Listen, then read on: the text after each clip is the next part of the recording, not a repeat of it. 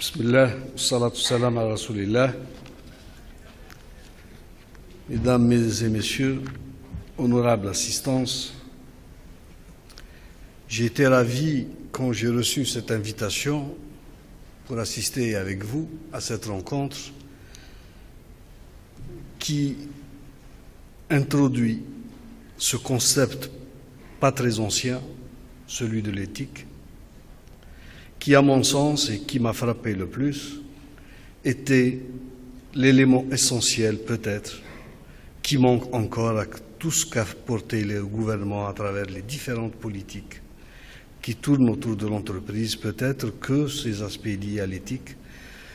sont de la responsabilité de tous les acteurs, l'entreprise, le chef d'entreprise, les organismes publics, l'État. Et après avoir écouté M. Arnaud de Roquensen, je vais quand même me contraindre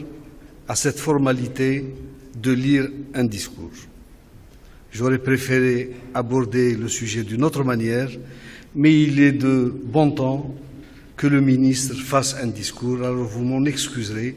Peut-être tout à l'heure je partagerai avec vous certaines idées ou certaines problématiques liées à ce problème, mais je vais quand même vous dire de me permettre d'abord de vous souhaiter la bienvenue et d'avoir honoré notre invitation pour prendre part à ce premier forum du genre qui abordera un volet important, à savoir l'éthique et la responsabilité sociétale, citoyenne des entreprises et organismes publics, et qui constituera, à mon sens, et je pense, j'en suis persuadé, un axe stratégique important sur lequel s'appuieront nos dirigeants, tous secteurs confondus, autour de ces institutions. Il ne vous échappe pas que la thématique qui sera abordée au cours de ce forum mérite une attention particulière et une adhésion de l'ensemble des entreprises et organismes publics afin de permettre de mettre en œuvre les bonnes pratiques dans le domaine de la gouvernance, des droits de l'homme, relations et conditions de travail propices évoluant dans un environnement homogène. Comme vous le savez, une bonne pratique décrit l'action d'une entreprise ou organisme en matière de gouvernance qui nécessite la conjugaison des efforts liés étroitement aux droits de l'homme, de relations et conditions de travail, d'environnement, d'engagement auprès de la communauté et de développement local. Pour assumer pleinement cette responsabilité, les dirigeants d'entreprises et les organismes du secteur public doivent s'atteler à l'avenir de respecter rigoureusement les législations et les conventions collectives en vigueur. Ils doivent aussi associer davantage les parties prenantes pour la concrétisation des objectifs assignés en la matière dans un processus destiné à intégrer les préoccupations en matière sociale, environnementale, éthique, de droits de l'homme et de consommateurs dans ses activités commerciales et sa stratégie de base. Dans cette optique,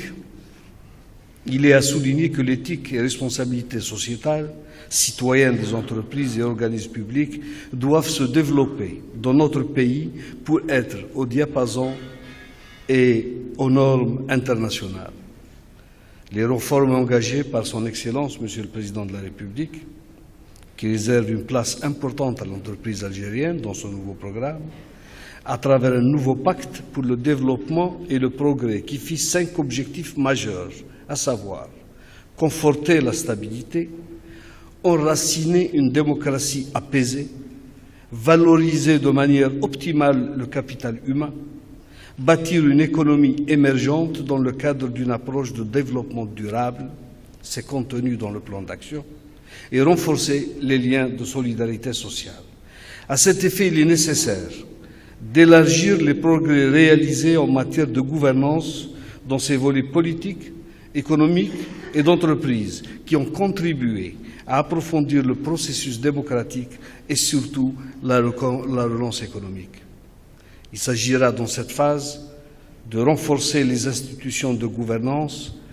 afin de consolider l'état de droit et d'améliorer la transparence, la participation et la responsabilité dans la gestion des affaires publiques nationales et locales. Il demeure, bien entendu, que d'autres efforts doivent être consentis dans ce sens pour l'aboutissement, l'achèvement de la réforme de la justice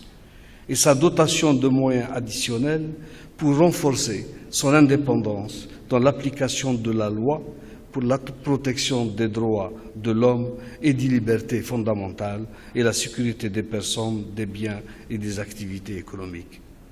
Et là, je voudrais revenir sur ce qu'a dit M. Arnaud de Lequesne concernant l'approche de l'éthique qui n'est pas globale et qui n'est pas un concept général et adapté de la même manière dans les différentes économies ou dans les différents pays. Chaque pays ou chaque groupe de pays similaires connaissent des problèmes particuliers et c'est à ces pays, et ces pays-là se sont engagés déjà depuis la mondialisation, depuis la libéralisation, depuis la libéralisation des échanges qui se sont massifiés à se protéger, à s'organiser et ont introduit ces concepts d'éthique qui aujourd'hui font de l'économie mondiale, elle évolue dans une transparence pratiquement totale où les flux financiers, les flux des capitaux se font d'une manière transparente et dans les règles, ce qui les met dans une situation formelle, d'économie formelle, jamais atteinte de par le passé. Et c'est par rapport à cette problématique que je viens de citer qu'il faut adapter et commencer très vite à aller sur ces concepts pour ce qui nous concerne, en tenant compte que l'administration économique dans notre pays n'est pas aussi, elle évolue à différentes vitesses en fonction des secteurs. Il faudrait aussi, pour qu'on ait une approche efficace, des résultats probants qui ne constitueront pas un problème pour l'entreprise, mais bien un moyen de facilitation, il faudrait aussi accélérer, harmoniser et mettre tous ces intervenants dans le même sens et à la même vitesse pour qu'ils puissent aborder et approcher ces concepts de l'éthique et pour qu'ils puissent réellement être un bienfait pour notre économie. Je voulais ouvrir cette parenthèse qui, à mon sens, est importante à décliner maintenant avant que les débats ne s'ouvrent. Je ne veux pas limiter les débats, bien au contraire, je veux qu'ils s'ouvrent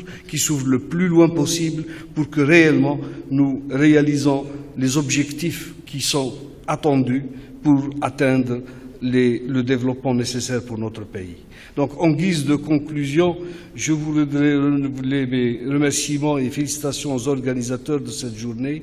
et qui j'assure toute ma gratitude pour tous les efforts qu'ils ont entrepris pour le bon déroulement de ce forum. Ensemble, pour l'Algérie de demain, garantissons un avenir meilleur pour tous. Merci.